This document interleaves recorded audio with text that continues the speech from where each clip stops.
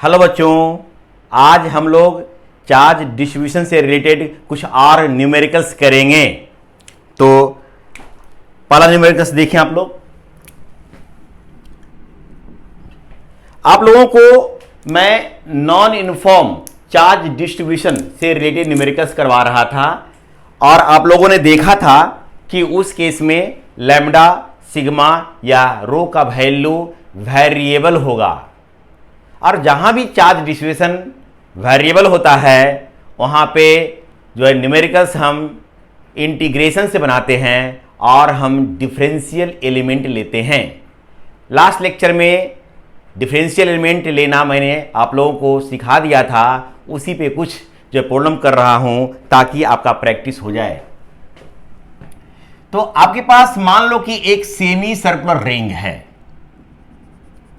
ये semi circular ring है, ये सेंटर है और ये रेडियस हो गया आर, रेडियस आर। सेंटर को मैंने ओ दिखा दिया। अब जो है रिंग है ये सेमी सर्कुलर, तो इस पे जो है चार्ज दिया हुआ है, लेंथ के लॉन्ग होगा। जब सेमी सर्कुलर रिंग है, लेंथ के लॉन्ग चार्ज है, तो यहां पे लीनियर चार्ज डेंसिटी जो है डिफाइन होगा। तो क्या हमारा है semi circular ring of radius R. अब गिवन है, आपका दिया हुआ है linear charge density, linear charge density lambda, और ये लैम्डा का जो वैल्यू है ना वो लैम्डा नॉट साइन थीटा है, लैम्डा नॉट साइन थीटा।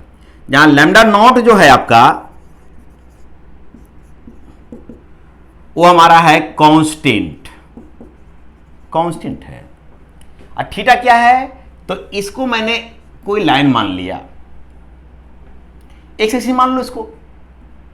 तो इस जो है एक्सिस के साथ जो कोई भी रिंग का पॉइंट है उसका रेडियस वेक्टर इसके साथ जो एंगल बना रहा है, कभी कभी इसको एजीमुथल एंगल भी लिख दिया जाता है, लेकिन थीटा इससे समझें। अब एक्स एक्सिस जो दिखा हुआ है इसके साथ कोई भी रिंग पर के पॉइंट जो रेडियस वेक्टर बना, जो रेडियस बना रहा है, वो एंगल जो बना रहा है किसके साथ, एक्स एक्सिस के साथ। तो थीटा दिखा दिया गया है। तो इस तरह से जो है लैम्डा इक्वल टू जो है हमारा है लैम्डा नॉट साइन थीटा। कहेगा find total charge on the semi circular ring. इस सेमी सर्कुलर रिंग पे कितना चार्ज होगा ये बताएं आप लोग। तो इसको तो कैसे बनाएंगे अब आप लोग देखें। हमें दिया हुआ क्या है, लैम्डा कितना है, lambda naught sine theta. Theta जो है अगर यहां पे रिंग का पार्ट कर रहेगा तो थीटा अलग होगा, यहां पर रहेगा तो अलग होगा। तो थीटा जो है वेरिएबल हो गया, तो साइन थीटा वेरिएबल, तो पूरा जो टर्म जो है वेरिएबल बन जाएगा, हमारी वेरिएबल हो गया बाबू। अब यहां पे लैम्डा वेरिएबल हो गया, मतलब कि चार्ज डिस्ट्रीब्यूशन जो है हमारा नॉन यूनिफॉर्म चार्ज डिस्ट्रीब्यूशन हो गया। सवाल कैसे बनेगा, इंटीग्रेशन से बनेगा। इसमें क्या लेना पड़ेगा, हमें डिफरेंशियल एलिमेंट लेना पड़ेगा। तो अब हम इस सवाल को जो बनाएंगे उसमें हमें डिफरेंशियल एलिमेंट लेना पड़ेगा। तो अब डिफरेंशियल एलिमेंट लेते हैं हम। मैंने आपको पहले बताया था लास्ट लेक्चर में कि डिफरेंशियल एलिमेंट जब भी लेना है रिंग में या रिंग का कोई पार्ट हो तो क्या करना है, कोई भी एक जो है फिक्स लाइन के साथ थीटा एंगल पर एक छोटा सा आर्क जो कि सेंटर पे डी थीटा एंगल बना रहा है। कितना एंगल बना रहा है, डी थीटा। और इस आर्क की लंबाई डीएल बोला था, डीएल, जहां डीएल इक्वल टू जो है आर डी थीटा बताया गया था। इतना तुरंत कर देना है। तो जैसे ही कभी रिंग या रिंग का कोई पार्ट आए तुरंत इतना काम कर देना है डिफरेंशियल एलिमेंट जब लेना हो। तो मैंने डिफरेंशियल एलिमेंट ले लिया, तो अब क्या करेंगे, तो मैंने बताया था कि अब जो है क्वेश्चन देखो, क्वेश्चन में क्या निकालना है, टोटल चार्ज। तो जो क्वेश्चन में निकालना है ना वही चीज निकालेंगे, लेकिन किसके लिए, डिफरेंशियल एलिमेंट के लिए। अब डिफरेंशियल एलिमेंट के लिए जब निकालेंगे, क्या निकालेंगे? चार्ज। तो डिफरेंशियल एलिमेंट पे जो चार्ज होगा वो बहुत ही कम होगा, इसको हम बोलेंगे dq। क्या बोलेंगे इसको हम? dq। dq किस पे चार्ज है? डिफरेंशियल एलिमेंट पे। तो dq, तो हम dq निकालने की कोशिश करेंगे। तो डिफरेंशियल एलिमेंट लेने के बाद स्टेप समझ में आपको आ गया। क्वेश्चन देखें, जो कहेगा वही निकालना है, लेकिन किसके लिए? डिफरेंशियल एलिमेंट के लिए। तो dq, और dq इक्वल टू आप लोग जानते हैं, 3 फॉर्मूला बताया था, लैम्डा इंटू डीएल, दूसरा सिग्मा इंटू डीए, तीसरा रो इंटू dv। यहां लैम्डा डिफाइन है तो लिखेंगे lambda into dl. dq equal to lambda है हमारा यहां पे लैम्डा डिफरेंशियल एलिमेंट के पे लैम्डा नॉट साइन थीटा, लिख दो लैम्डा नॉट साइन थीटा, और डीएल हमारा है आर डी थीटा। इसलिए dq बराबर हो जाएगा हमारा lambda naught R sine theta d theta. इसीलिए टोटल चार्ज, अब टोटल चार्ज निकालना है, तो चूंकि ये स्केलर क्वांटिटी है तो सिंपल इंटीग्रेशन कर दोगे किसको? dq को, और dq आपका आ गया, कितना आ गया? Lambda naught R sine theta d theta. अब जो है हमें लिमिट डालना होता है इंटीग्रेट करने के बाद, तो लिमिट के में किसका वैल्यू रखते हैं? तो d के बाद देखो क्या लिखा हुआ है? थीटा। ये मेन वेरिएबल है, इसी थीटा का वैल्यू रखेंगे कम से कम और अधिक से अधिक। देखो भाई, आपने यहां से लिया है, यहां से इस एक्सिस से लिया है आपने थीटा पर, तो एक कम से ये पूरा सेमी सर्कल रिंग को कवर करने के लिए आपको यहां शुरू करना पड़ेगा और यहां तक आना पड़ेगा। तो यहां पर रहेगा तो थीटा कितना होगा? 0। अब बढ़ते बढ़ते बढ़ते बढ़ते बढ़ते बढ़ते यहां पाई हो जाएगा, पाई 180 डिग्री। तो 0 से लेकर करके पाई तक हो गया, 0 से पाई तक लिमिट डाल दिया। अब आपको इंटीग्रेट करना पड़ेगा। नियम जानते हैं, कांस्टेंट बाहर निकल जाता है साइन के, तो लैम्डा नॉट कांस्टेंट है, आर भी कांस्टेंट है, रेडियस बाहर निकल गया, अंदर हो गया sign theta d theta. Limit डाल दो 0 से पाई तक, तो लैम्डा नॉट आर। अब साइन थीटा का इंटीग्रेशन याद करना पड़ेगा। साइन थीटा का इंटीग्रेशन सबको याद करना है माइनस कॉस थीटा, तो माइनस कॉस थीटा लिख दिया। फिर बड़ी ब्रैकेट दो, फिर अपर लिमिट को ऊपर में लिखो, लोअर लिमिट को नीचे में लिखो। तो लैम्डा नॉट आर, अब क्या करेंगे? वेरिएबल जो कि थीटा है इसके जगह पर अपर लिमिट रखना है, तो इसको रखो माइनस कॉस पाई, बस इसके थीटा जब रख दो पाई, तो बस पूरे एक्सप्रेशन को लिख दिया। फिर अपने मन से माइनस साइन, फिर थीटा जब लोअर लिमिट, तो पूरे एक्सप्रेशन लिखो माइनस कॉस 0। तो lambda naught R minus cos pi -1 होता है बाबू, -1, तो -1 लिख दिया जाए इसके जगह पर। अब माइनस माइनस प्लस हो जाएगा, cos 0 1 होता है।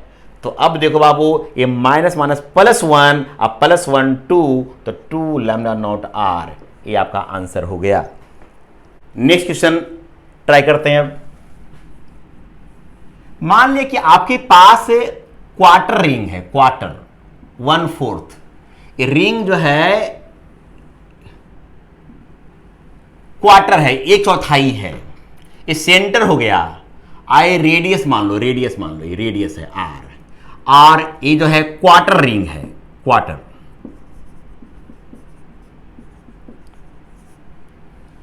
इस पे जो है लेंथ के लॉन्ग चार्ज है मान लिया जाए, तो ये हमारा चार्ज दिया हुआ है।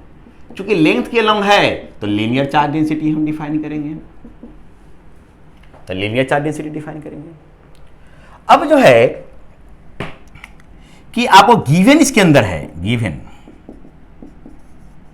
लीनियर चार्ज डेंसिटी लैम्डा, ये लैम्डा नॉट इंटू थीटा है, जहां लैम्डा नॉट कांस्टेंट है बाबू, and theta shown in diagram. Diagram में दिखाया हुआ है कि थीटा क्या है। देखो एक फिक्स लाइन है बाबू, इसके साथ थीटा इस तरह से है। अगर यहां होगा थीटा ए वाला हो जाएगा, रेडियस वेक्टर जो बना रहा था। तो कह रहा है find total charge on the quarter ring. Of radius R. इसको बनाए आप लोग, अब जो 3 मिनट का समय ले बनाए इसको, आप ट्राई करें फिर मैं बताता हूं।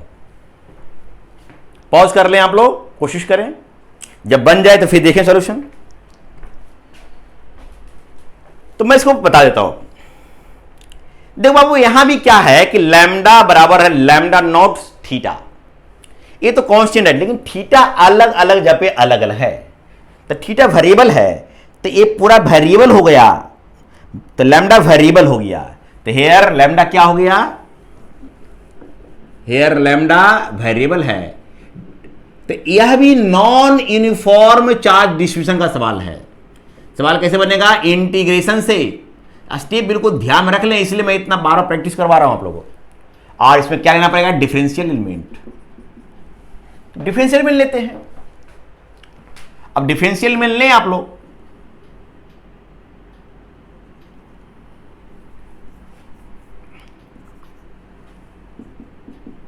जब भी मैंने बताया था कि कोई रिंग आए तो थीटा एंगल पर छोटा सा आर्क लेना जो कि सेंटर पे डी थीटा एंगल बनाएगा। इसकी लंबाई को हम लोग डीएल बोलते थे बाबू, जहां dl equal to R d theta था। तुरंत इतना कर देना है, जो कि मैंने लास्ट जो है क्वेश्चन में भी किया था। इतना हो गया आपका, तुरंत करना है, क्योंकि सवाल जो है इंटीग्रेशन से बनने वाला है और हमें डिफरेंशियल एलिमेंट लेना है। अब जो हमें क्या करना है, तो सवाल में निकालना चार्ज, तो चार्ज हम निकाल लेंगे, लेकिन डिफरेंशियल एलिमेंट के लिए इस पे चार्ज बहुत कम होगा, जिसको डीक्यू बोलेंगे। डीक्यू बराबर लिखेंगे लैम्डा डीएल। डीक्यू लैम्डा यहां पे दिया हुआ है lambda naught theta, dl, dl का वैल्यू होगा आर डी थीटा। इसको थोड़ा सा रीअरेंज कर लूं तो होगा lambda naught R theta d theta. अब टोटल चार्ज लिखना है, चूंकि स्केलर है तो सिंपल इंटीग्रेट कर दिया जाए, तो lambda naught R theta d theta. अब लिमिट डालना है थीटा का वैल्यू, तो थीटा वैल्यू 0 से बढ़ते बढ़ते बढ़ते बढ़ते यहां पे ये 90 डिग्री है बाबू। लेकिन ध्यान रहे 90 डिग्री मत लिखना, जब भी ध्यान रखना, जब भी एंगल को अकेले लिखना है तो रेडियन में लिखें, रेडियन में ध्यान रखना है। 90 डिग्री नहीं लिखना है, क्या लिखोगे यहां पे 90 degree equal to pi by two, pi by two, pi by two. जब भी कभी एंगल को लिखना हो और अकेला हो तो रेडियन में लिखना। और अब जानते हो 90 डिग्री मतलब होता है पाई बाई टू रेडियन। 90 डिग्री मत रखना, ठीक है। अब सोल्व करते हैं। लैम्डा नॉट आर कांस्टेंट बाहर निकल जाएगा, अंदर हो गया थीटा डी थीटा, 0 से pi by two lambda naught R. अब थीटा, ये इंटीग्रेशन सबको याद भी है, एक्स के पावर एन का क्या हुआ, पावर 1 बढ़ता है बाबू और उसी से डिवाइड करते हैं आप लोग, प्लस सी।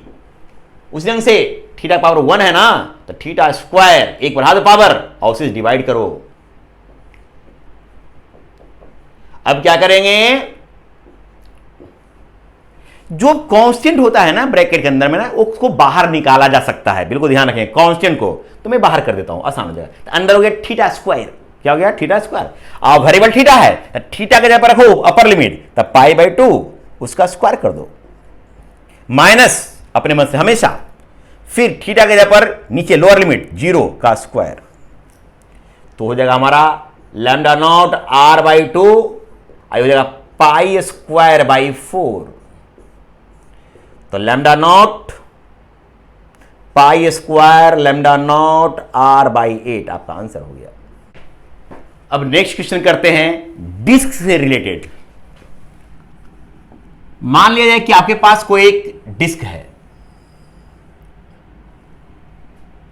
सेंटर है, रेडियस आर है, इंसुलेटिंग डिस्क है।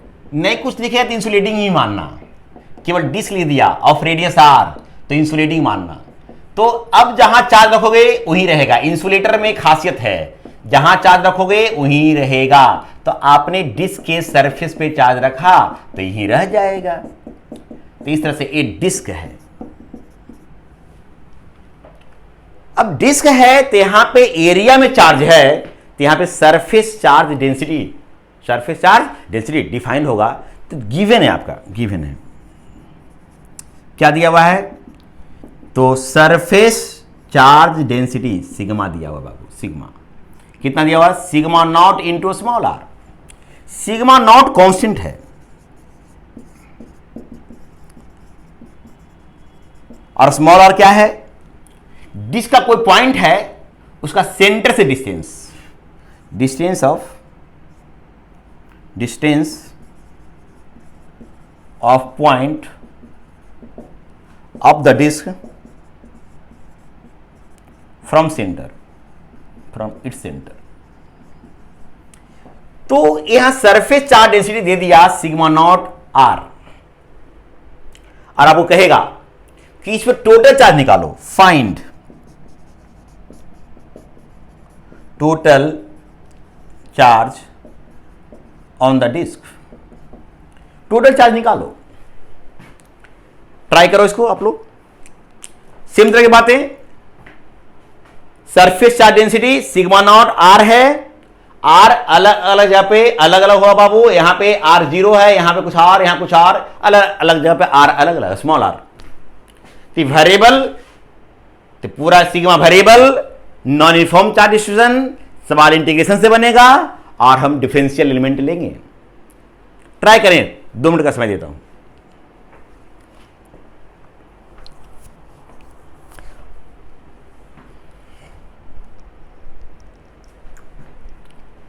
देखिए अब मैं सॉल्यूशन कर देता हूं।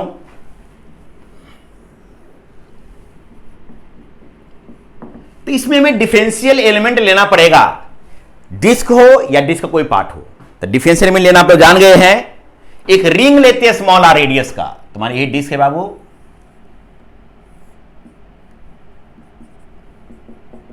इसमें हमें डिफरेंशियल एलिमेंट लेना है, तो हमें एक रिंग लेंगे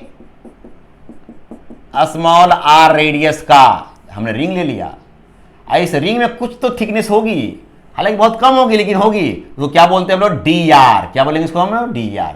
तो यही जो है हमारा डिफरेंशियल एलिमेंट हो गया, ये डिफरेंशियल एलिमेंट हो गया ये रिंग के रूप में। और आपको मैंने सिखाया था कि इसका एरिया, इसमें एरिया होगा तो एरिया तुरंत लिख देना 2 pi R D R, last में सिखाया था। तो इस तरह से आपने डिफरेंशियल एलिमेंट ले लिया, इतना काम तुरंत करना है 10 सेकंड के अंदर। अब क्या करेंगे? तो क्वेश्चन देखो, निकालना क्या है? चार्ज। तो हम चार्ज निकालेंगे किस पर? डिफरेंशियल एलिमेंट पर। डिफरेंशियल एलिमेंट पे जो भी फिजिकल क्वांटिटी होगा वो बहुत छोटा होगा। अगर छोटा होगा तो डी लिखेंगे उसमें, तो डी क्यू होगा। डी क्यू क्या है? Charge on differential element. इसका फॉर्मूला क्या होगा यहां पर? तो सिग्मा डिफाइन है, तो सिग्मा डी ए, ये पहले लैम्डा था तो लैम्डा डीएल, तो यहां सिग्मा डीए होगा बाबू, सिग्मा है इसके लिए। डी क्यू बराबर, सिग्मा बराबर लिखे सिग्मा नॉट आर, और डीए बराबर होगा 2 पाई आर डी आर।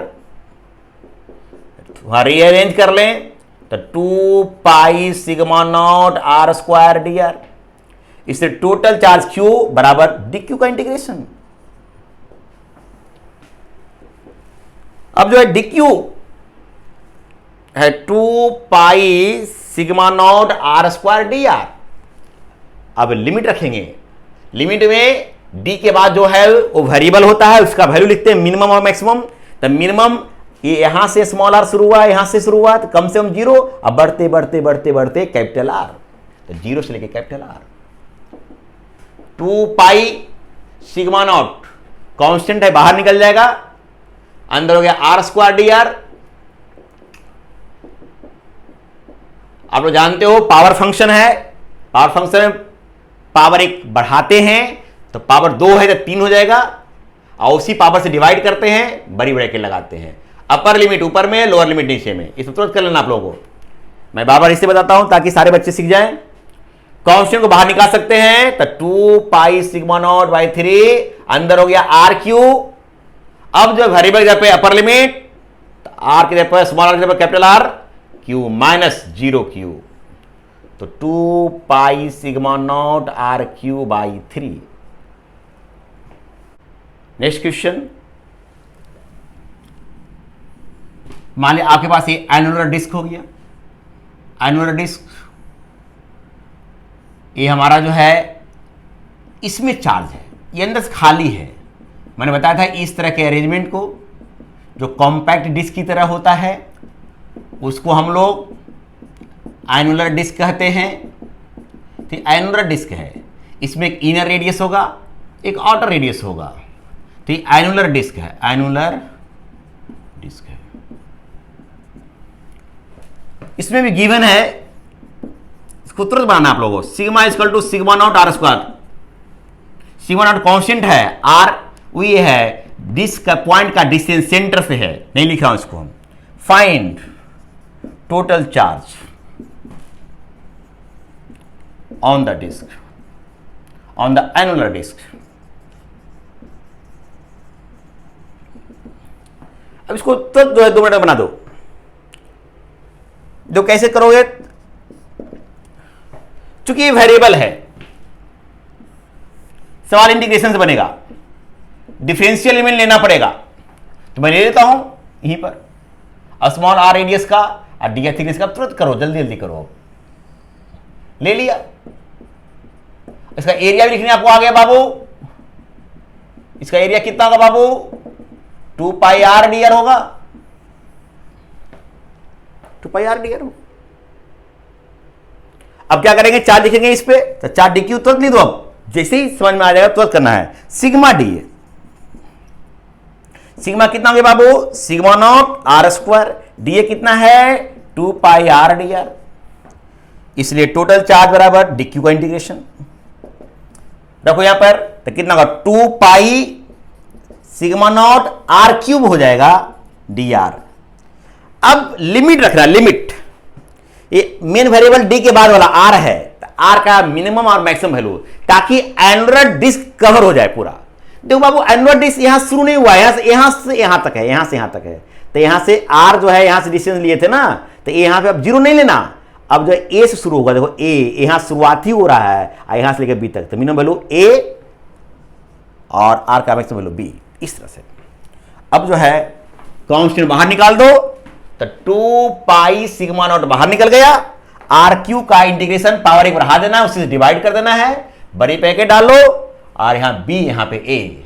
अब जो है 2 pi sigma naught by 4, R power 4 है बाबू, अपर लिमिट रखो, तो बी की पावर 4 माइनस ए की पावर 4। इस तरह से कैंसिल होगा 2 से, तो pi sigma naught by 2 into B की पावर 4 माइनस ए की पावर 4। तो पहले आप लोगों को करना क्या है कि आराम से सीखना है, फिर जब हो जाए एक बार 2 बार सवाल तो उसको जल्दी कर लेना है, ताकि उसका स्पीड भी बढ़ेगा। लेकिन पहले आराम आराम से करना है, जैसे जैसे में थोड़ा सा स्पीड फास्ट किया हमने, तो आपको ऐसे प्रैक्टिस करना है घर में। चलो इसी रंग का एक सवाल आपको और दे देता हूं कि मान लिया जाए कि आपके पास ये सेमी सर्कुलर डिस्क है।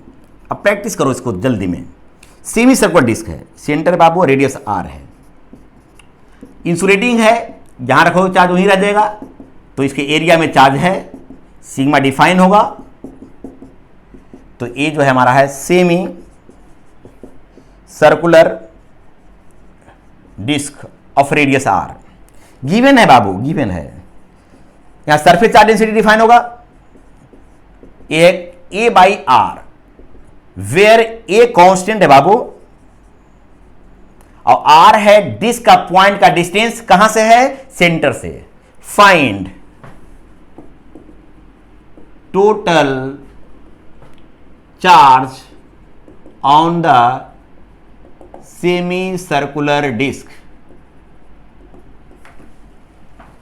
पॉज कर करके 2 मिनट में बनाओ इसको, जल्दी करो।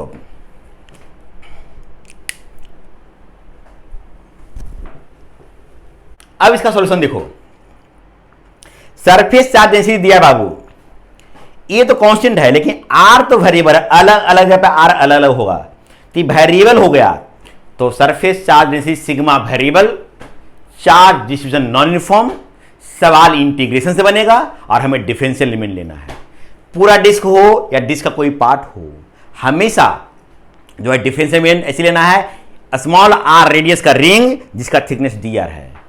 तो देखो बाबू, इसमें हम डिफरेंशियल लिमिट लेते हैं।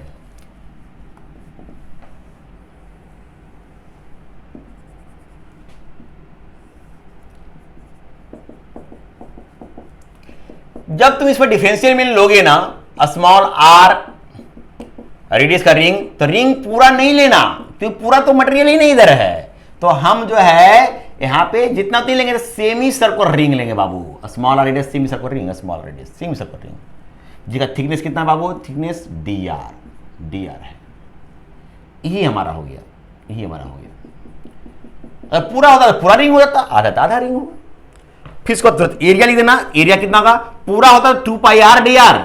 अब है क्या हुआ, आधा है ना उसका, तो ये जो लंबाई इसको काटोगे सीधा करोगे तो ये पाई आर होगा, तो पाई आर और थिकनेस डी आर।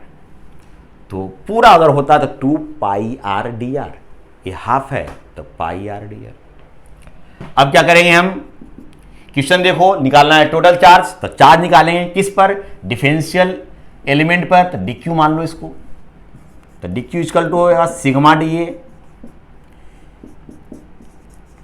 सिग्मा दिया हो बाबू ए बाई आर, और डी ए है pi R D R, cancel out हो जाएगा, तो हो जाएगा पाई ए डी आर। अब टोटल चार्ज निकालना है, इसको इंटीग्रेट करेंगे हम, पाई ए डी आर, इसको इंटीग्रेट करो तो कहां से कहां तक हुए, स्मॉल आर वेरिएबल है बाबू, तो कम से यहां शुरू होगा, ऐसे होते होते होते होते, होते यहां तक आएगा, तो 0 से लेके बढ़ते बढ़ते आर तक। अब जो है पाई भी कांस्टेंट है, ए भी कांस्टेंट है, दोनों बाहर निकाल दिया, अंदर हो गया डी आर। डी आर का इंटीग्रेशन आर होता है, आप लोग जानते हैं, तो आर लिखो, बड़ी ब्रैकेट डाल लो, अपर लिमिट ऊपर में, लोअर लिमिट नीचे में, पाई ए आर माइनस 0, तो जगह पाई ए आर, आपका आंसर आ गया। अब इस तरह से आपको डिस्क में लेने आ जाएगा, चाहे अनुलर डिस्क हो, कंप्लीट डिस्क हो, क्वार्टर डिस्क हो, सेमी सर्कुलर डिस्क हो, आपको और भी इसी ढंग से डिफरेंशियल एलिमेंट लेना है। नेक्स्ट क्वेश्चन, अब सॉलिड स्फीयर से रिलेटेड सवाल लेते हैं। मान लिया आपके पास सॉलिड स्फीयर है, रेडियस का आर मान लो, ये इंसुलेटिंग है, जहां चार्ज रखोगे वहीं रहेगा। हमने वॉल्यूम में चार्ज रखा है, यहां वॉल्यूम है तो वॉल्यूम में चार्ज रखा। अब वॉल्यूम में चार्ज जब है तो वहां पे वॉल्यूम चार्ज डेंसिटी डिफाइन होगा।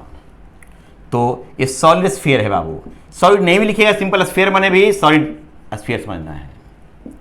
यहां पे दिया हुआ गिवन है वॉल्यूम चार्ज डेंसिटी रो, रख दे दिया रो नॉट इंटू आर, ऐसा दे दिया। क्या क्या, find total charge on the sphere. Total कितना चार्ज होगा जो निकालना है। तो आप ये क्या करोगे, फिर देखो यहां पे वॉल्यूम चार्ज डेंसिटी है, रो नॉट कांस्टेंट दिया बाबू, रो नॉट कांस्टेंट है, और स्मॉल आर क्या है, तो सॉलिड स्फीयर का कोई पॉइंट का डिस्टेंस है, कहां से, सेंटर से, जो कि अलग अलग जगह पे अलग अलग होगा, तो ये वेरिएबल हो गया, कांस्टेंट गुना वेरिएबल, वेरिएबल हो गया, rho variable, non uniform charge distribution, सवाल इंटीग्रेशन से बनेगा और डिफरेंशियल एलिमेंट लेना पड़ेगा। तो डिफरेंशियल एलिमेंट जो है सॉलिड स्फीयर में मैंने सिखाया था कि जब भी सॉलिड स्फीयर रहे तो उसको मान सकते हैं कि बहुत सारे कॉन्सेंट्रिक हॉलो स्फीयर से मिलकर बना है, जिसका रेडियस लगातार 0 से r तक वेरी कर रहा है। तो आपको याद होगा कि जब भी सॉलिड स्फीयर रहे हम तुरंत डिफरेंशियल में ले लेंगे एक हॉलो स्फीयर। हॉलो स्फीयर लिया जी, हॉलो स्फीयर, लेकिन कुछ थिकनेस तो होगी इसमें, ये थिकनेस को बोल दिया हमने डी आर, डी आर, तो यही हमारा है। एक छोटा सा वॉल्यूम तो होगा इसके अंदर, उस वॉल्यूम को बोलते हैं 4 पाई, तो इसका एरिया कितना होगा बाबू, 4 पाई आर स्क्वायर, तो area into thickness D R. इसे तुरंत नहीं देना, इसको मैंने लास्ट क्लास सिखाया भी था। तो जैसे ही डिफरेंशियल एलिमेंट लेना है तुरंत ये होना चाहिए। अब क्या करेंगे, क्वेश्चन देखो, चार्ज निकालना है, तो हम चार्ज निकालेंगे, किस पर निकालेंगे, डिफरेंशियल एलिमेंट पे। क्या बोल देंगे इसको हम, डी क्यू, तो डी क्यू बराबर, यहां लैम्डा डीएल नहीं लिखेंगे, सिग्मा डीएल नहीं लिखेंगे, यहां क्या लिखा रो है ना, तो रो डीवी। तो इसलिए अपने जो है इंटेलिजेंसी का यूज करना, तीनों में से जो फॉर्मूला यूज होगा उसको लगाना। यहां पे रो डिफाइन है तो रो डीवी, तो D Q equal to rho equal to दिया हुआ rho naught into R, D V equal to आ गया है 4 pi R square D R.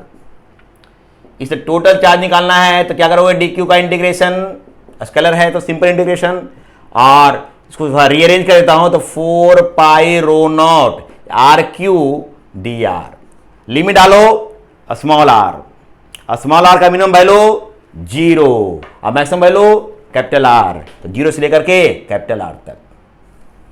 अब जो है सोल्व करते हैं इसको, 4 पाई रो नॉट कांस्टेंट है इंटीग्रेशन के बाहर, अंदर में आर क्यू है, पावर फंक्शन, पावर एक बढ़ा देना तो 3 है तो 4 कर दोगे, उसी से डिवाइड करना और बड़ी ब्रैकेट डालो, अपर लिमिट को ऊपर में, लोअर लिमिट को नीचे में।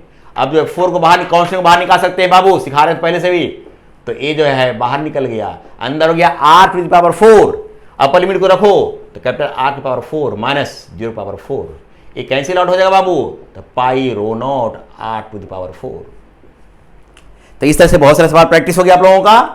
अगर इसी में से कोई स्फेरिकल सेल होता, क्या होता स्फेरिकल सेल, तो कुछ पार्ट जो है इसको निकाल लेते, तो उसमें इनर रेडियस मान लीजिए ए है, स्मॉल ए, आउटर रेडियस स्मॉल बी है, तो सवाल ऐसे ही बनता, बस यहां पे स्मॉल आर का वैल्यू यहां पे स्मॉल ए रखा जाता है, यहां पे स्मॉल बी रखा जाता है, क्योंकि जब ये स्फेरिकल सेल होगा तो सब कुछ ये तो जो है ये जो है वॉल्यूम में ही है ना चार्ज, तो रो डिफाइन होगा। वेरिएबल अगर रहेगा तो इंटीग्रेशन बनेगा, डिफरेंशियल में लेंगे, ऐसे ही लेंगे हम, स्मॉल आर रेडियस का, डी आर थिकनेस का। लेकिन जो लिमिट केवल चेंज होगा, लिमिट जो है इस केस में ए से बी तक होगा, बाकी सब कुछ सेम होगा, जैसे मैंने एनुलर डिस्क में किया था। तो इस तरह से मैंने बहुत कुछ आपको करवाया ताकि आप लोग प्रैक्टिस में आ जाए कि वेरिएबल सवाल, कोई भी सवाल में कोई चीज़ वेरिएबल रहे तो उसको न्यूमेरिकली हम कैसे सोल्व करेंगे। धीरे धीरे प्रैक्टिस करवा रहा हूँ, क्योंकि आगे बहुत सारा डेरिवेशन ऐसा आएगा, बहुत सारे न्यूमेरिकल्स ऐसा आएगा जिसमें डिफरेंशियल एलिमेंट लेना पड़ेगा। इसलिए अभी से प्रैक्टिस करें इसका, ताकि बाद में बिल्कुल ईजियर होता जाए।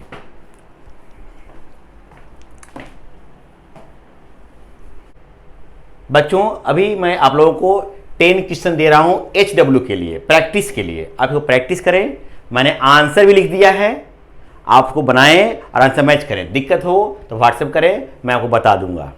तो इस तरह से इसको कॉपी कर ले आप लोग, है ना, और घर में प्रैक्टिस करेंगे। जितना मैंने पढ़ाया है अगर सब बढ़िया से जानते हैं तो इस बनना चाहिए आप लोगों से। अगर नहीं बनता है तो आप हमें व्हाट्सएप करें, हम आपको बता देंगे।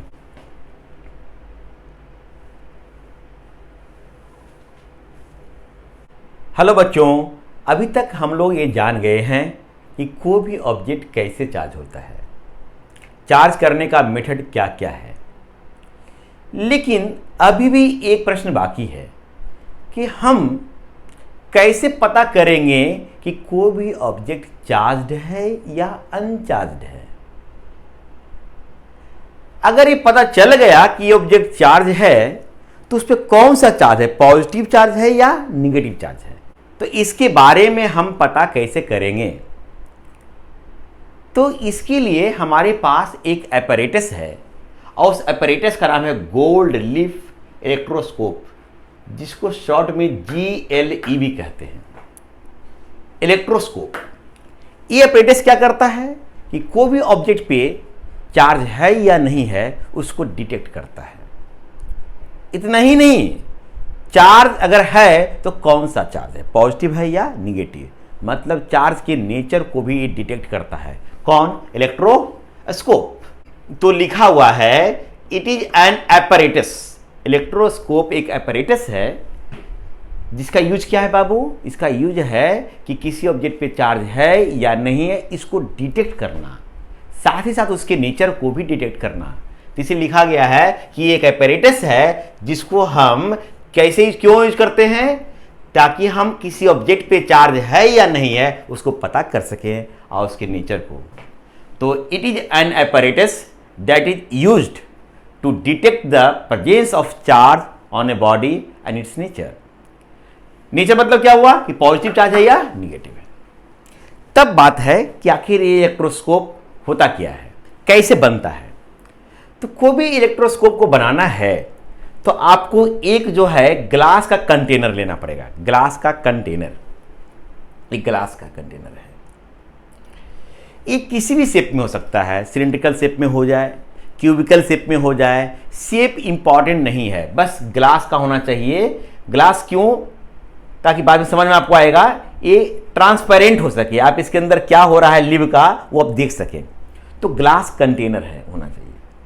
तो इलेक्ट्रोस्कोप में एक ग्लास कंटेनर होता है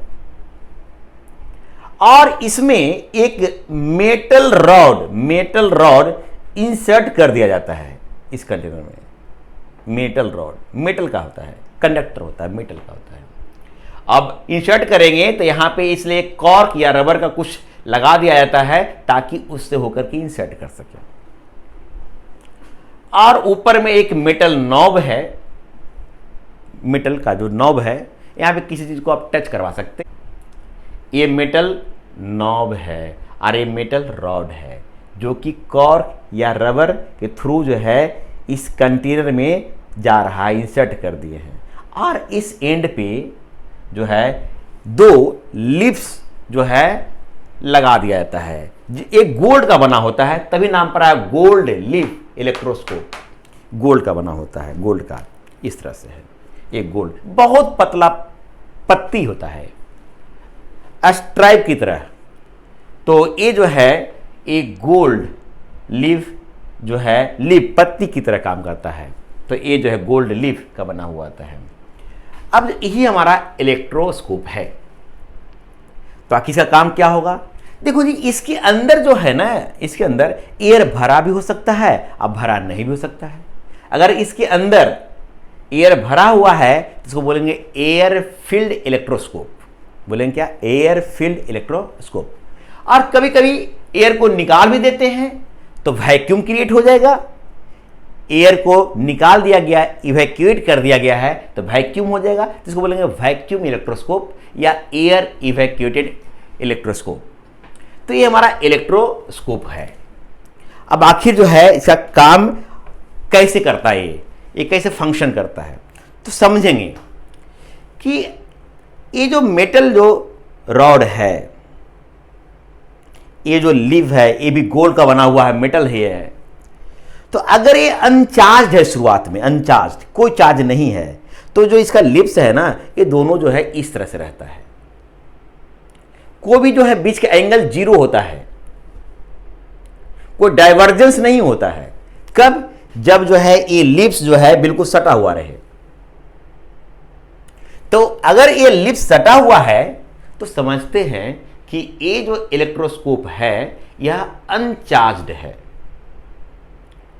लेकिन अगर जो है ये चार्ज अगर हो जाएगा इलेक्ट्रोस्कोप, तो अगर यहां पे कोई चार्ज, जो चार्ज ऑब्जेक्ट को हम टच करेंगे तो चार्ज इसमें आ सकता है। कंडक्टर में चार्ज फ्लो करता है तो चार्ज यहां भी आ जाएगा। और जब चार्ज यहां पे आएगा तो दोनों पर सेम नेचर का चार्ज आएगा। अगर पॉजिटिव चार्ज है तो पॉजिटिव चार्ज आएगा, पॉजिटिव पॉजिटिव रिपेल करेगा। और जब रिपेल करेगा तो दोनों जो लीव है उसके बीच में कुछ एंगल बनेगा, इसको डाइवर्जेंस बोल सकते हैं हम। तो ये जो डाइवर्जेंस है, अगर ये फैल गया है, डाइवर्जेंस है, बीच के एंगल है, तो समझो ये चार्ज्ड है। ये इलेक्ट्रोस्कोप क्या है? चार्ज्ड है। क्यों चार्ज हुआ? क्योंकि चार्ज अगर है तो ये लाइक चार्ज रिपेल करेगा तो ऐसा हो जाएगा। ये अगर पॉजिटिवली चार्ज किए तभी लाइक चार्ज रिपेल किया, और नेगेटिवली चार्ज रहेगा तब भी रिपेल करेगा। मतलब ये है कि लिप्स को देख कर करके आप पता लगा सकते हैं कि इलेक्ट्रोस्कोप जो है अनचार्ज्ड है या चार्ज्ड है। अगर दोनों लिप्स इस तरह से रहे, बीच का एंगल 0 रहे, डाइवर्जेंस नहीं रहे, फैलाव नहीं रहे, बीच का एंगल नहीं रहे, तो ये अनचार्ज्ड है। और अगर जो है इसमें कुछ जो है डाइवर्जेंस है, एंगल बीच में है लिप्स के बीच में, तो ये चार्ज्ड है। ये चार्ज पॉजिटिव चार्ज भी हो सकता है और नेगेटिव चार्ज भी हो सकता है, ये बात की बात है, लेकिन चार्ज्ड है। हाँ, लेकिन ये जो डाइवर्जेंस, जो दोनों जो लिप्स है बाबू, ये मान लीजिए इस तरह से मैं यहां पे बना देता हूं, ये फैल गया है, मान लीजिए फैल गया मतलब हो गया ये चार्ज्ड है। तो ये जो बीच का जो एंगल जो है, एंगल इसी को डाइवर्जेंस बोलते हैं, डाइवर्जेंस। और यही डाइवर्जेंस जो बताएगा कि इस पे कितना चार्ज रहेगा। कम चार्ज रहेगा तो कम जो है रिपल्सन होगा, तो कम डाइवर्जेंस होगा। ज्यादा चार्ज अगर इस पे आएगा तो ज्यादा एंगल बनेगा, ज्यादा रिपल्सन होगा, और ज्यादा तो और ज्यादा। मतलब कि डाइवर्जेंस जो है वो बताएगा कि जो चार्ज का अमाउंट क्या है, किस पर, लीव्स पे। तो ये जो है डाइवर्जेंस है। अगर डाइवर्जेंस, इफ डाइवर्जेंस अगर ज्यादा हो जाए, इसका मतलब हो गया कि मोर चार्ज ऑन लीव्स।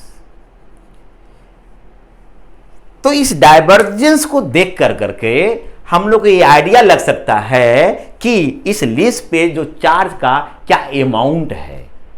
हम जो है क्वालिटेटिव वे में बता सकते हैं कि ज्यादा चार्ज है या कम चार्ज है। कम डाइवर्जेंस कम चार्ज, ज्यादा डाइवर्जेंस ज्यादा चार्ज, इस तरह से। तो अभी तक हम लोगों ने जाना कि जो है गोल्ड लीफ इलेक्ट्रोस्कोप जो है एक apparatus है जिसका काम है कोई ऑब्जेक्ट पे चार्ज है या नहीं है इसको डिटेक्ट करना। साथ ही साथ अगर चार्ज है तो पॉजिटिव चार्ज है या निगेटिव चार्ज है। दूसरी बात ये भी जाना कि इसका जो है कंस्ट्रक्शन कैसे होगा। तो ग्लास का कंटेनर होता है और इसमें जो है कॉर्क के सहारे जो है एक मेटल रॉड को इंसर्ट कर देते हैं, जिसके एक एंड पे दो गोल्ड का फॉयल या लिप्स होता है, और इसी के बीच के डाइवर्जेंस से आइडिया लगता है कि ये चार्ज है या अनचार्ज है। इसलिए इलेक्ट्रोस्कोप की अगर बात करें तो एक अनचार्ज इलेक्ट्रोस्कोप मतलब वो इलेक्ट्रोस्कोप जिसके बीच जो है लिप्स के बीच में कोई डाइवर्जेंस नहीं हो, कोई एंगल नहीं हो। दूसरा हो गया चार्ज इलेक्ट्रोस्कोप। बोले तो मतलब एक ऐसे रहेगा, फैला हुआ रहेगा, माने चार्ज है। चार्ज भी दो तरह का हो सकता है, एक पॉजिटिवली चार्ज इलेक्ट्रोस्कोप और दूसरा negatively charge electroscope. Positively charge electroscope रहेगा तो हर जगह पॉजिटिव चार्ज रहेगा, और अगर निगेटिवली चार्ज इलेक्ट्रोस्कोप रहेगा तो हर जगह निगेटिव चार्ज रहेगा।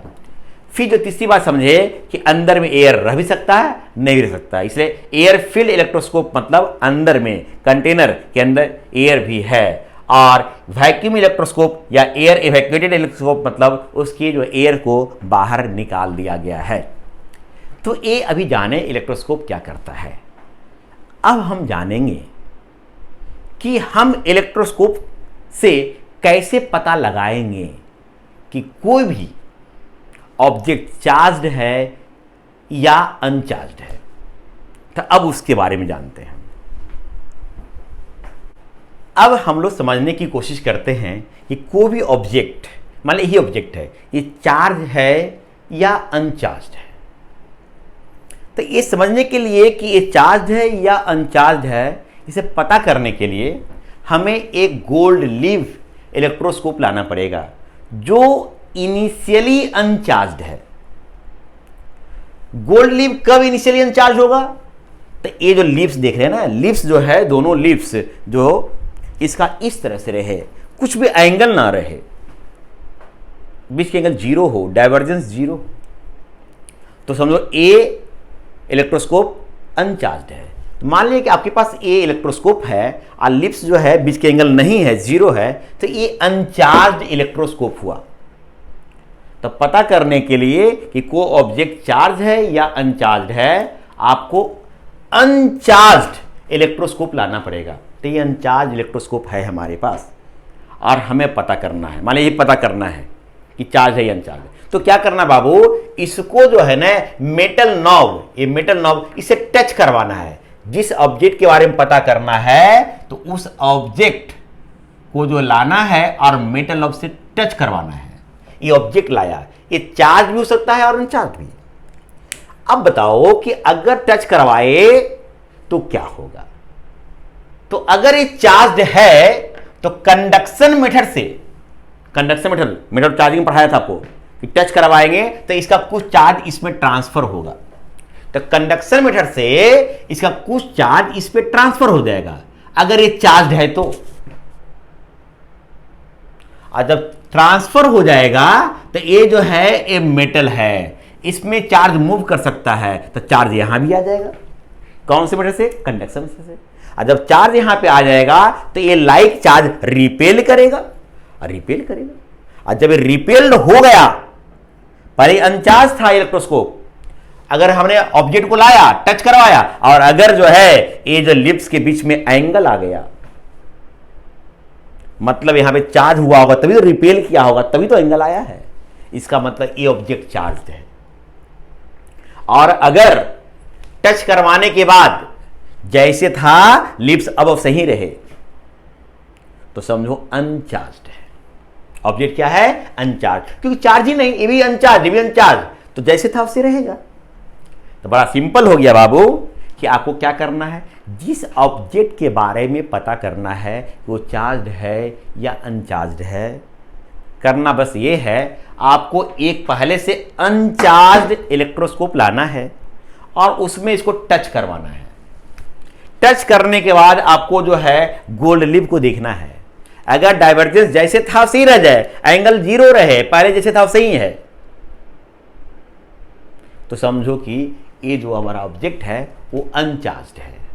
और अगर ये चार्ज रहेगा तो ये जो है लिप्स के बीच में डाइवर्जेंस बढ़ेगा।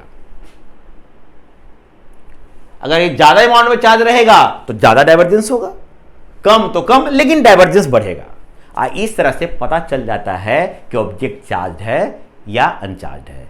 इसलिए मैंने इसी बात को लिख दिया है कि how to detect whether the object is charge or not. को ऑब्जेक्ट चार्ज है या नहीं है कैसे पता करेंगे?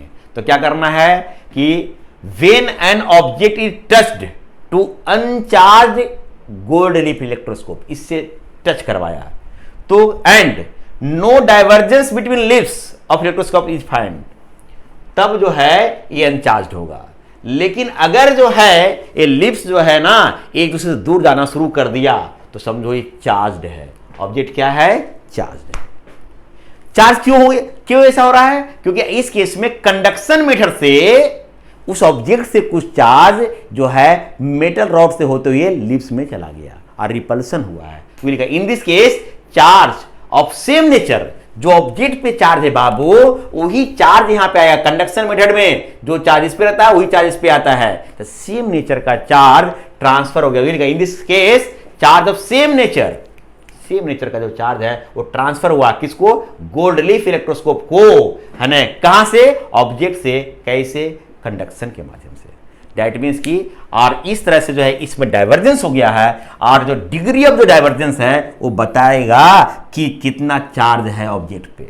ज्यादा चार्ज है तो ज्यादा डाइवर्जेंस, कम चार्ज है तो कम डाइवर्जेंस। इस तरह से आपको आइडिया लग गया कि हम पता कर सकते हैं को ऑब्जेक्ट चार्ज है या अनचार्ज है। अब बात रह गई कि अगर ऑब्जेक्ट चार्ज है तो कौन सा चार्ज होगा, पॉजिटिव चार्ज होगा कि नेगेटिव चार्ज होगा ऑब्जेक्ट पे, ये पता करना है। तो इसके लिए भी मैं बताता हूं आगे।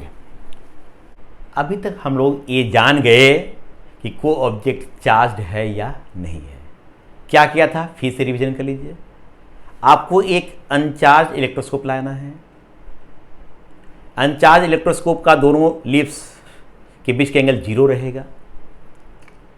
अब अनचार्ज इलेक्ट्रोस्कोप जो लेकर आप लाए हैं उस पर टच करवाना है उस ऑब्जेक्ट को जिसके बारे में पता करना है चार्ज है या नहीं।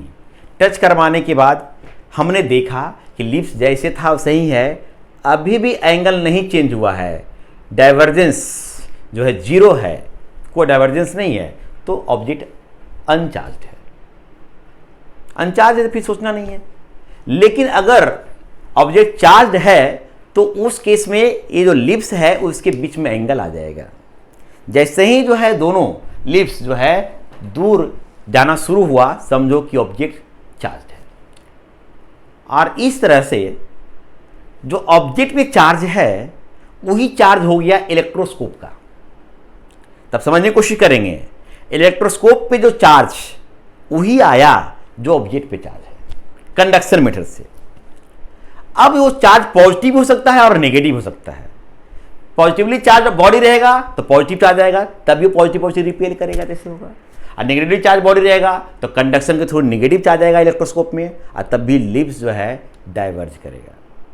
मतलब कि ये पता चल गया चार्ज तो है ऑब्जेक्ट, लेकिन कौन सा चार्ज पता नहीं है। लेकिन इतना तय हो गया कि जो ऑब्जेक्ट पे चार्ज था जिसके बारे में पता करना था, वही चार्ज, उसी नीचे का चार्ज आ गया इलेक्ट्रोस्कोप पर।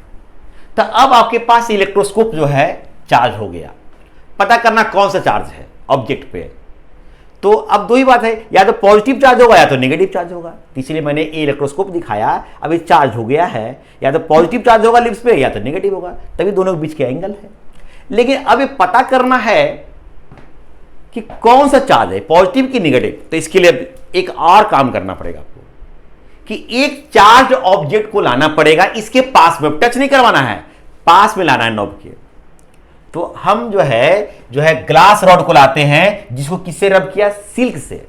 आप जानते हो चार्जिंग बाय रबिंग में मैंने पढ़ाया है कि ग्लास रॉड को अगर सिल्क से रब किया जाए जो है ग्लास रॉड पे पॉजिटिव चार्ज आएगा। तो यहां पे ग्लास रॉड है, इस पे कौन चार्ज आ गया, पॉजिटिव चार्ज आ गया। तो ये तय हो गया कि जो रॉड हमने लाया है ये पॉजिटिवली चार्ज है। अब इसके पास में लेके आना है। अब समझना एक चीज बढ़िया से, अब एक ग्लास रॉड आ गया जो कि पॉजिटिवली चार्ज है, टच नहीं करवाना है, पास लाना है, सिर्फ टच नहीं करवाना है बाबू। जब हम पास लाएंगे तो एक कंडक्टर है, तो इंडक्शन की फिनोमेना होगी। जब भी कोई चार्ज ऑब्जेक्ट को कंडक्टर के पास लाते हैं तो इंडक्शन की फिनोमेना होती है। तो अब इसके पास में लेके आया हमने, ये तय है पॉजिटिव चार्ज है क्योंकि रब किया है ग्लास रॉड को, किससे, सिल्क से। अब देखो बाबू क्या होने वाला है, अब जैसे ही पॉजिटिव चार्ज आया तो इसमें जो फ्री इलेक्ट्रॉन्स होता है कंडक्टर में, तो एक फ्री इलेक्ट्रॉन्स को पॉजिटिव चार्ज अपनी ओर अट्रैक्ट करेगा। जब ये अट्रैक्ट करेगा अपनी ओर तो फ्री इलेक्ट्रॉन्स इधर से निकल कर करके यहां पे आके जमा हो जाएगा। जैसे ही फ्री इलेक्ट्रॉन्स यहां से आके निकल के यहां पे जमा होगा तो यहां पे फ्री इलेक्ट्रॉन्स की कमी होगी, डेफिशिएंसी होगी।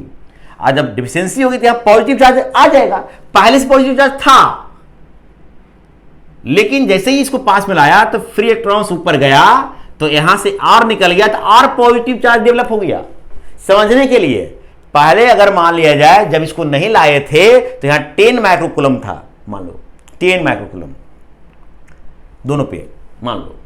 तो अब जैसे ही लाया तो ए इलेक्ट्रॉन्स खिंचाया तो यहां पे बढ़ जाएगा, तब 15 माइक्रोकूलम आ गया। तो जैसे ही ज्यादा चार्ज आया तो ज्यादा रिपेल करेगा, और ज्यादा रिपेल करेगा तो अब इसका जो डाइवर्जेंस आ बढ़ जाएगा, आ बढ़ जाएगा, आ बढ़ जाएगा, माने ऐसे बढ़ जाएगा। तो समझने की कोशिश करें कि डाइवर्जेंस जो है जैसे ही पास में लाया तो बढ़ गया। कब हुआ, जब ये पॉजिटिवली चार्ज है। ये हमारा क्या है, पॉजिटिवली चार्ज्ड इलेक्ट्रोस्कोप है, और इसके पास में मैंने पॉजिटिव चार्ज लाया तो ये डाइवर्जेंस बढ़ गया। तो देखते हैं इस केस में क्या होता है। अब जो है ये तो निगेटिव भी हो सकता था, पता भी नहीं हमें है, मानते ये निगेटिवली, दो पॉसिबिलिटी इसलिए और करके लिखा है, ये निगेटिवली चार्ज्ड इलेक्ट्रोस्कोप है। अब इसके पास भी लेके आया ग्लास रॉड जो किससे रब किया हुआ है, सिल्क से, पॉजिटिवली चार्ज है, टच नहीं करवाना है, दूर रखना है थोड़ा सा। तो क्या करेगा ये क्या करेगा कि इसमें जो फ्री इलेक्ट्रॉन्स होता है तो फ्री इलेक्ट्रॉन्स को खींचेगा, ये फ्री इलेक्ट्रॉन्स को खींचेगा। अब फ्री इलेक्ट्रॉन्स को जब खींचेगा तो यहां के जमा होगा। जब फ्री इलेक्ट्रॉन्स यहां जमा होगा, चूंकि प्लस है तो ये नेगेटिव चार्ज को खींचेगा, फ्री इलेक्ट्रॉन्स को खींचा तो यहां पे, और जैसे यहां जाएगा तो यहां फ्री इलेक्ट्रॉन्स निकलेगा, तो यहां पे जो नेगेटिव चार्ज जो था वही नेगेटिव चार्ज था ऊपर चला जाएगा, तो यहां पे नेगेटिव चार्ज के अमाउंट घट जाएगा। पहले मानते -10 माइक्रोकूलम यहां था, अब जो है घट के -5 माइक्रोकूलम, -5 माइक्रोकूलम। अब कम चार्ज हो गया, कम चार्ज हो गया तो अब जो है ये जो रिपल्सन जो है जो हो रहा था वो अब कम होगा, और कम होगा तो अब जो है कन्वर्ज करेगा, कन्वर्ज करेगा। मतलब ये देखा कि अगर ये प्लस वाला ये माइनस वाला है, अगर नेगेटिवली चार्ज्ड इलेक्ट्रोस्कोप के पास में पॉजिटिव चार्ज का लेके आया अपोजिट नेचर का, तो कन्वर्ज कर रहा है। जबकि यहां पे प्लस था पहले से, अब प्लस चार्ज को लेके आया पास में, तो इसके साथ डाइवर्ज हुआ है।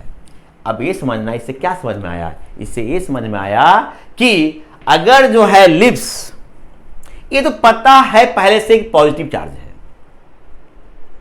अब देखेंगे लिप्स अगर डाइवर्ज हो रहा है तो समझो इसमें पॉजिटिव चार्ज है। अगर जो लिप्स जो है इसके लाने के बाद लिप्स कन्वर्ज हो रहा है, तो समझो कि इसके अपोजिट नेचर का है, मतलब जो है निगेटिव नेचर का है। तो कह सकते हैं कि अगर जो है लिप्स जो है फर्दर डाइवर्ज करता है, तो समझो सेम नेचर का चार्ज है। अगर जो है कन्वर्ज करता है, तो समझो कि अपोजिट नेचर का चार्ज है।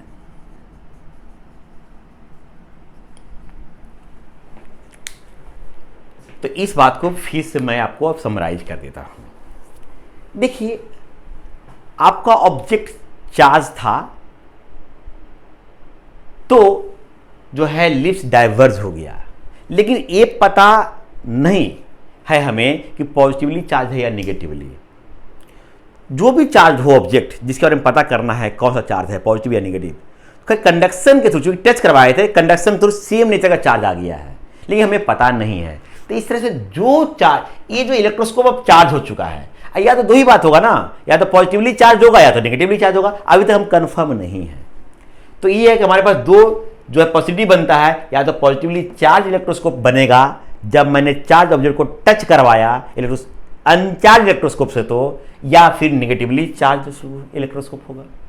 अभी पता नहीं है कि कौन पॉजिटिव निगेटिव, बस ये चार्ज है, लेकिन दो में से कोई एक होगा। तो अब पता करने के लिए क्या किया हमने, जो है पॉजिटिवली चार्ज ग्लास रॉड लाया। अब फिर देखा लिप्स कि डाइवर्ज हो रहा है या कन्वर्ज हो रहा है। अगर डाइवर्ज हो रहा है, तो सब सेम नेचर चार्ज है, पॉजिटिव तो पॉजिटिव होगा, तो कन्फर्म हो गया पॉजिटिव है ये। और अगर मान लिया कन्वर्ज हो गया, तो समझो इसके अपोजिट नेचर का है, तो पॉजिटिव है तो नेगेटिवली चार्ज होगा, और जो इलेक्ट्रोस्कोप का चार्ज है वही ऑब्जेक्ट का चार्ज है। इस तरह से फाइनली हम ऑब्जेक्ट पर जो है किस नेचर का चार्ज है ये पता कर लिए। तो वही लिखा हुआ है कि ये चार्ज बॉडी इसको बोला जा रहा है, ग्लास रॉड को। तो if A charge body is brought near A charge electroscope, अब जो है चार्ज बॉडी को लेके आए हैं ये चार्ज इलेक्ट्रोस्कोप के पास में, तो लिप्स अगर फर्दर डाइवर्ज कर जाए तो समझो कि ये दोनों पे सेम नेचर का चार्ज है। अगर कन्वर्ज कर जाए तो समझो कि अपोजिट नेचर का चार्ज है। और इस तरह से हम जो ओरिजिनल जो ऑब्जेक्ट था चार्ज्ड, उसके जो है नेचर के बारे में पता चल जाता है। तो यहाँ पे जो है दो बातें मेनली सीखी आप लोग। पहली बात ये, अनचार्ज गोल्ड लीफ इलेक्ट्रोस्कोप को लाना है, और जिसके बारे में पता करना ऑब्जेक्ट चार्ज है या नहीं है, टच करवाओ। लिप्स जो है डाइवर्जेंस नहीं हुआ है, अनचार्ज्ड है बॉडी। अगर जो है इसमें डाइवर्जेंस हो गया लिप्स में टच करवाने के बाद, तो समझो कि ऑब्जेक्ट चार्ज है। अब जानना है, अभी चार्ज हो गया, अब इलेक्ट्रोस्कोप ऐसे हो गया है, अब ये पॉजिटिव है या नेगेटिव है, अब पता करना है इसके बारे में। क्योंकि जो ऑब्जेक्ट पे चार्ज है वही चार्ज इस पे आ गया इलेक्ट्रोस्कोप पर, तो जो इस पे चार्ज होगा वही ऑब्जेक्ट पे चार्ज होगा। ठीक है, अब पता करना पॉजिटिव है या नेगेटिव है, तो क्या करना है, इसके पास में एक और जो है चार्ज, जो नोन नेचर का चार्ज लाना है, पॉजिटिव या नेगेटिव जो भी हो। मान लिया आपने ग्लास रॉड ले आया जो सिल्क से रब किया हुआ है, तो पॉजिटिवली है वो। तो अगर ये फर्दर डाइवर्ज हो गया तो पॉजिटिव है, तो ये पॉजिटिव होगा, तो मैंने पॉजिटिवली तो कन्फर्म हो गया पॉजिटिव है। अगर जो है कन्वर्ज हो गया तो समझो कि उसके अपोजिट नेचर का है। तो इस तरह से आइडिया लग जाता है कि आपका जो है कि फर्दर डाइवर्ज हो रहा है या कन्वर्ज हो रहा है, इससे पता चल जाता है नेचर के बारे में।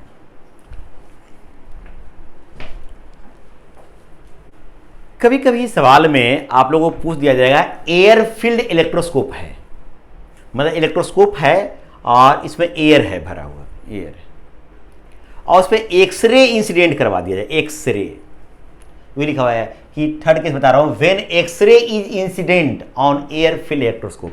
तो इससे रिलेटेड सवाल रहता है हमारे में, तो कैसे करेंगे। तो इसमें समझना है कि मान लेते हैं आपका ये चार्ज है इलेक्ट्रोस्कोप, तो लिप्स जो है क्या रहेगा, डाइवर्स्ड रहेगा, बीच में एंगल रहेगा, तो चार्ज है, या तो पॉजिटिवली चार्ज होगा या तो नेगेटिवली चार्ज होगा। तो मान लेते हैं इलेक्ट्रोस्कोप आपका चार्ज है और एक्सरे उस पर जो है फॉल करवाया जा रहा है, इंसिडेंट करवाया जा रहा है। तो एक्सरे के बारे में आपको पता होना चाहिए कि एक्सरे का पेनिट्रेटिंग पावर बहुत ज़्यादा होता है। एक्सरे के बारे में कुछ बातें पता होना चाहिए कि एक्सरे जो है ये जो है high penetration power, high penetration power.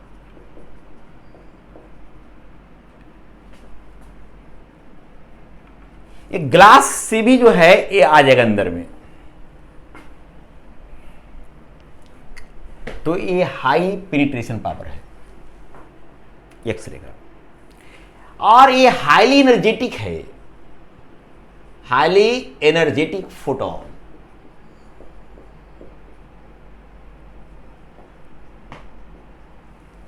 बहुत ही इसके एक पार्टिकल में, फोटोन में, इसके फोटोन में बहुत ज़्यादा एनर्जी होता है एक्सरे के अंदर। तो एक एक्सरे क्या करता है कि जो एयर मॉलिक्यूल्स है, एयर मॉलिक्यूल्स है, एयर मॉलिक्यूल्स यहाँ पे है, चूंकि एयर फील्ड है तो एयर मॉलिक्यूल्स होगा। एयर समझते हैं आप लोग, एयर में क्या होगा, ये मिक्सचर है गैस का, जैसे कि इस पे N2 हो सकता है, O2 हो सकता है, H2 हो सकता है, और भी इस तरह से। तो इसी एयर पे एक्सरे आ रहा है, वो हाईली एनर्जेटिक है, बहुत एनर्जी है एक्सरे में। तो क्या करेगा कि उस एनर्जी को लेकर करके इस मॉलिक्यूल के इलेक्ट्रॉन बाहर निकल जाता है। एक्सरे में जो एनर्जी है उसको एब्जॉर्ब कर करके जो एयर का जो मॉलिक्यूल्स है, जैसे नाइट्रोजन, ऑक्सीजन, हाइड्रोजन, वो लेकर के एनर्जी एक्सरे से और इलेक्ट्रॉन बाहर निकल जाता है। ऐसे कहते हैं कि ये एयर जो है आयोनाइज हो जाता है। दैट मीन्स कि X-ray can ionize the air molecule. Air molecule को क्या कर सकता है, या आयोनाइज करना मतलब ये हो गया कि मान ली एयर है ना, तो इसमें N2 है, तो इसमें निकल गया इलेक्ट्रॉन, तो पॉजिटिव आ जाएगा, तो पॉजिटिव आयन बन जाएगा, और इलेक्ट्रॉन भी रहेंगे, ये भी पॉजिटिव बन गया आयन, और इलेक्ट्रॉन निकल गया। मैंने इलेक्ट्रॉन निकल गया, पॉजिटिव आयन जो बच गया ये पॉजिटिव आयन है। तो दैट मीन्स कि ये आपको जानना चाहिए कि एक्सरे का पेनिट्रेशन पावर बहुत ज़्यादा है, तो ग्लास से जो है होकर के अंदर चला जाएगा एक्सरे, और वो हाईली एनर्जेटिक फोटोन होने की वजह से जो है एयर मॉलिक्यूल को आयोनाइज कर सकता है, मतलब उस इलेक्ट्रॉन को निकाल सकता है। तब अब आपके पास जो दो, भले न्यूट्रल था पहले एयर मॉलिक्यूल, एक्सरे के पढ़ने से अभी पॉजिटिव आयन और नेगेटिव आयन इलेक्ट्रॉन, माने इलेक्ट्रॉन और पॉजिटिव आयन में बन गया। अब बताओ क्या होगा कि अगर ये पॉजिटिवली चार्ज इलेक्ट्रोस्कोप है, अब जो है इसके अंदर एयर मॉलिक्यूल नहीं है बल्कि पॉजिटिव आयन है और इलेक्ट्रॉन भी है। अब बताओ इस इलेक्ट्रॉन को पॉजिटिव चार्ज क्या कर लेगा, अट्रैक्ट कर लेगा। ऐसे से एक इलेक्ट्रॉन नहीं होगा, बहुत सारे होंगे, और सब जो है इलेक्ट्रॉन को जो है ये अट्रैक्ट कर करके इट जो है फाइनली डिस्चार्ज हो जाएगा। क्या हो जाएगा, यह डिस्चार्ज, और डिस्चार्ज होगा फिर क्या हो जाएगा, ये जो है कोलैप्स कर जाएगा। कोलैप्स करना मतलब हो गया कि दोनों लिप्स जो है इसका फिसट जाएगा, मतलब बीच का एंगल नहीं रहेगा। तो आप समझ में आया फिनोमेना क्या होने वाला है। एक्सरे ने क्या किया, एयर मॉलिक्यूल को आयनाइज किया, एयर मॉलिक्यूल आयनाइज हुआ तो क्या हुआ, पॉजिटिव आयन मिला, इलेक्ट्रॉन मिला। ऐसे एक मॉलिक्यूल नहीं बहुत सारे मॉलिक्यूल्स होंगे, ये पॉजिटिव चार्ज है तो ये किसको अट्रैक्ट करेगा, इलेक्ट्रॉन्स को, क्योंकि उस पर नेगेटिव चार्ज है, और ये अब आएगा अट्रैक्ट होकर तो डिस्चार्ज होना शुरू हो जाएगा और फाइनली कोलैप्स हो जाएगा।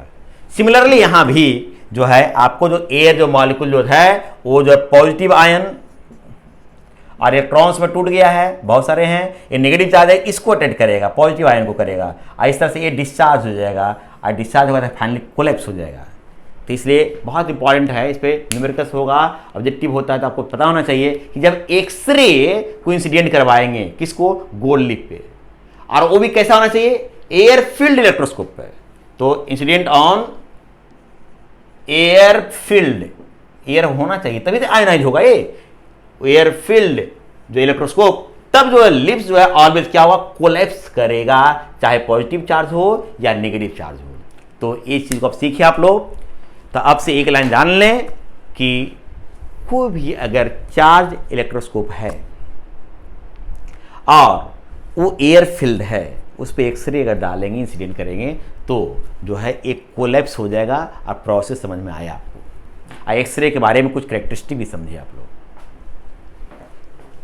इसी में हम लोग एक केस और देखते हैं, जब जो है ये इलेक्ट्रोस्कोप जो है वैक्यूम इलेक्ट्रोस्कोप हो, माने इसके अंदर से एयर बाहर निकाल लिया गया है, वैक्यूम है, एयर मॉलिक्यूल्स नहीं है, और उस पे एक्सरे इंसिडेंट हो रहा हो। तो ये जो है लास्ट केस देखते हैं, when X-ray incident on vacuum electroscope. तो इलेक्ट्रोस्कोप आपका तीन तरह का हो सकता है ना, एक अनचार्ज में जो लिप्स है उसके बीच का एंगल 0 रहेगा, है ना, नो डाइवर्जेंस। दूसरा रहेगा पॉजिटिवली चार्ज या नेगेटिवली चार्ज, इसमें लिप्स जो है फैला हुआ रहेगा, कुछ एंगल रहेगा, ये नेगेटिवली चार्ज इलेक्ट्रोस्कोप है। तो ये कोई भी तरह का इलेक्ट्रोस्कोप हो, उस पर जो है हम एक्सरे इंसिडेंट करवा रहे हैं, एक्सरे इंसिडेंट करवा रहे हैं, और इसमें एयर मॉलिक्यूल नहीं है। ये पहले एयर मॉलिक्यूल था तो उसको आयोनाइज कर दिया था, अब एयर मॉलिक्यूल नहीं है, अब एक्सरे आ रहा है। तो एक्सरे किस पे गिरेगा, तो इस जो है लिप्स पे गिरेगा, मेटल रॉड पे गिरेगा। और आप एक फिनोमेना जानते हैं, फोटो इलेक्ट्रिक इफेक्ट, कि मेटल सरफेस पे जब लाइट गिरती है तो उससे इलेक्ट्रॉन निकल सकता है। आप लोगों को कुछ देर पहले मैंने बताया था कि एक्सरे जो हाईली एनर्जेटिक फोटोन है, बहुत ज़्यादा एनर्जी है, अगर वो मेटल सरफेस पे गिरता है तो उससे इलेक्ट्रॉन को निकाल देता है। ऐसी फिनोमेना को फोटो इलेक्ट्रिक इफेक्ट कहते हैं। मैंने मेथड्स ऑफ चार्जिंग में पढ़ाया था इसको, फोटो इलेक्ट्रिक इफेक्ट। तो ये जो है, तो अब क्या होगा कि एक्सरे जो है मेटल रॉड पे या लिप्स पे गिरेगा, और जब गिरेगा तो फोटो इलेक्ट्रिक इफेक्ट फिनोमेना की वजह से इलेक्ट्रॉन बाहर निकल जाएंगे। इलेक्ट्रॉन जब बाहर निकलेगा तो इस पे पॉजिटिव चार्ज आ जाएगा। अगर इस पे गिरा, इलेक्ट्रॉन निकल रहा है, इसे इलेक्ट्रॉन निकल रहा है, इलेक्ट्रॉन निकल रहा है बाहर निकल रहा है, इलेक्ट्रॉन बाहर निकल रहा है, तो कौन सा जाएगा, पॉजिटिव चार्ज आएगा। अब पॉजिटिव चार्ज जब आ जाएगा बाबू, तो ये क्या होगा, पॉजिटिव चार्ज आने के वजह से ये जो है अब ये ऐसा नहीं रहेगा, ये डाइवर्ज कर जाएगा। तो जो पहले जो इस तरह से जो है आपका जो डाइवर्जेंस 0 था, अब ये डाइवर्ज हो जाएगा, क्योंकि पॉजिटिवली चार्ज हो जाएगा। ये क्यों हो गया, एक्सरे के आने से, क्योंकि इसने क्या किया, इलेक्ट्रॉन को निकाल दिया। इसी फिनोमेना को कहते हैं फोटो इलेक्ट्रिक इफेक्ट। फिर लिखिए, due to photo electric effect emission of electrons from metal lips and rod take place। तो ये जो है आपको फोटो इलेक्ट्रिक इफेक्ट की वजह से इलेक्ट्रॉन निकलेगा और पॉजिटिव चार्ज होगा, और चार्ज होगा तो ये डाइवर्ज करेगा। तो ये देख लिए डाइवर्ज कर रहा है, कौन सा, अनचार्ज वाला डाइवर्ज किया है। इस केस में देखते क्या आता है बाबू, अगर इस पे एक्सरे आएगा तो इस पे जो ये निकलेगा इलेक्ट्रॉन, तो इसे पॉजिटिव चार्ज निकलेगा, तो आर पॉजिटिव चार्ज आएगा। पहले जो था उससे और ज्यादा हो जाएगा, पहले मैं 10 माइक्रोकूलम, अब इलेक्ट्रॉन और निकल रहा है, इसे इंजेक्ट हो रहा है इलेक्ट्रॉन। क्यों हो रहा है, क्योंकि ए एनर्जी लेकर के इलेक्ट्रॉन निकलेगा, इसी को कहते हैं फोटो इलेक्ट्रिक इफेक्ट। इसके बारे में डिटेल से आप लोग मॉडर्न फिजिक्स में पढ़ेंगे। तो इलेक्ट्रॉन निकलेगा, और निकलेगा तो आप पॉजिटिव चार्ज आ जाएगा, तो पॉजिटिव चार्ज बढ़ गया, और जैसे पॉजिटिव चार्ज बढ़ जाएगा तो ये जो डाइवर्जेंस है, ये इसमें और रिपल्सन होगा। रिपल्सन जो है इस बात पर डिपेंड करेगा कितना चार्ज है, ज्यादा चार्ज तो ज्यादा रिपल्सन, ज्यादा डाइवर्जेंस, तो अब और डाइवर्जेंस होगा। माने पॉजिटिव चार्ज जो था वो और बढ़ गया, तो यहां भी क्या हो गया, डाइवर्ज हुआ। इस केस में देखते बाबू क्या होता है कि इस पे जो है एक्सरे आया, इलेक्ट्रॉन निकलेगा, इलेक्ट्रॉन निकलेगा तो इसे पॉजिटिव चार्ज आएगा, पॉजिटिव चार्ज आएगा, तो पहले इस पे जो है निगेटिव चार्ज था, अब इसके वजह से पॉजिटिव चार्ज आ गया था। निगेटिव चार्ज पहले मान लीजिए -3 माइक्रोकूलम था पहले, अब कुछ पॉजिटिव चार्ज आ गया, -2 माइक्रोकूलम पॉजिटिव चार्ज आ गया था, -8 में हो जाएगा। तो जितना नेगेटिव चार्ज था पहले अब कम गया तो क्या होगा, ये आपका कन्वर्ज करेगा। क्या करेगा हमारा, ये कन्वर्ज करेगा। क्योंकि पहले -3 समझने के लिए -3 माइक्रोकूलम है, अब ये इलेक्ट्रॉन निकला तो पॉजिटिव चार्ज आएगा, मान लीजिए समझाने के लिए +2 माइक्रोकूलम पॉजिटिव आ गया, तो -10 अब +2 हो गया -8 माइक्रोकूलम। तो इस तरह से जो है ये पहले 10 था अब 8 हो गया, तो अब रिपल्सन कम जाएगा, तो कन्वर्ज करेगा। क्या करेगा हमारा? कन्वर्ज करेगा। मान लिया और अगर ये इंसिडेंट करवा रहे हैं तो और इलेक्ट्रॉन निकलेगा तो और कम होगा, ये आर पॉजिटिव चार्ज बढ़ते जाएगा तो ये आर कम होगा। इसमें ऐसा हो सकता है कि ये जितना -10 होता +10 निकल जाए, तो हो सकता है कि क्या हो जाएगा? कोलैप्स कर गया इवेंचुअली। फिर क्या होगा? फिर अगर जब कोलैप्स हो गया तो अगर आर निकलेगा तो आर फिर रिपेल होना शुरू हो जाएगा, फिर जो है आपका डाइवर्स हो सकता है। मतलब इसमें कहानी कुछ अलग हो सकता है कि पहले जो है कन्वर्ज करेगा, फिर कन्वर्ज होते होते जो है कोलैप्स करेगा, अब फिर जो है अगर लगातार फॉल होते रहेगा तो फिर अब डाइवर्स होगा। तो इसमें चीज़ें क्या हुआ? कन्वर्ज हुआ, कोलैप्स हुआ, मैंने इस चीज़ को समझना है तरीके से कैसे कैसे हो रहा है, और फिर डाइवर्ज हो सकता है लास्ट में जब बहुत ज़्यादा, तो डाइवर्ज। तो इस तरह की कहानियाँ हुई इसमें। तो ये जो है तो ये लिख दिया है कि इसमें मेन चीज़ क्या हुआ? फोटो इलेक्ट्रिक इफेक्ट हुआ, इससे जो है इलेक्ट्रॉन का इमिशन हुआ, इससे क्या हुआ? जो अनचार्ज है, जो पॉजिटिवली चार्ज है, वो फर्दर डाइवर्ज करेगा, डाइवर्ज वो फर्दर किया। आई तो कोलैप्स साथ नहीं डाइवर्ज किया, डाइवर्ज हुआ। लेकिन इस केस में क्या हुआ? नीडल में एक कन्वर्ज हुआ, इवेंचुअली कोलैप्स होगा, अब फिर जो है ये डाइवर्ज कर सकता है। तो ये काफ़ी डिटेल से मैंने आपको इलेक्ट्रोस्कोप के बारे में बताया, क्योंकि इलेक्ट्रोस्कोप पे कभी कभी जो है बोर्ड या मेडिकल एंट्रेंस में जनरली इस पे सवाल पूछता है। इसे पूछने में तो कहीं भी पूछ सकता है, जेईई मेन में भी पूछ सकता है, लेकिन जो है मेनली मेडिकल एंट्रेंस में ज़्यादा पूछता है। तो इस तरह से जो है आप लोग इलेक्ट्रोस्कोप भी जाने हैं। तो अभी तक जो मैंने पढ़ाया वो पूरे चार्ज के बारे में, बेसिक इंट्रोडक्शन, कैसे चार्ज होता है, क्या मेथड है, क्या एपरेटस है, बहुत सारे प्रॉपर्टीज क्या है, उससे रिलेटेड बहुत सारे न्यूमेरिकल्स करवाया। एक स्ट्रांग फंडामेंटल आपका अभी तक बन चुका है, क्योंकि ये पूरी जो आपका 12th है ना, वो चार्ज पे ही बेस्ड है। तो हम लोग जो नेक्स्ट लेक्चर में पढ़ेंगे वो कूलम्ब्स लॉ रहेगा। ये कूलम्ब्स लॉ अब यहाँ से न्यूमेरिकल पार्ट स्टार्ट हो जाता है। अभी तक तो बिल्कुल इंट्रोडक्शन था, चार्ज क्या है, कैसे होता है, थ्योरेटिकल पार्ट ज़्यादा था। अब जो न्यूमेरिकल पार्ट्स भी आएगा है ना, तो जो कि काफ़ी इंटरेस्टिंग होगा। तो आज के लेक्चर में बस इतना ही, मिलते हैं नेक्स्ट लेक्चर में। Thank you.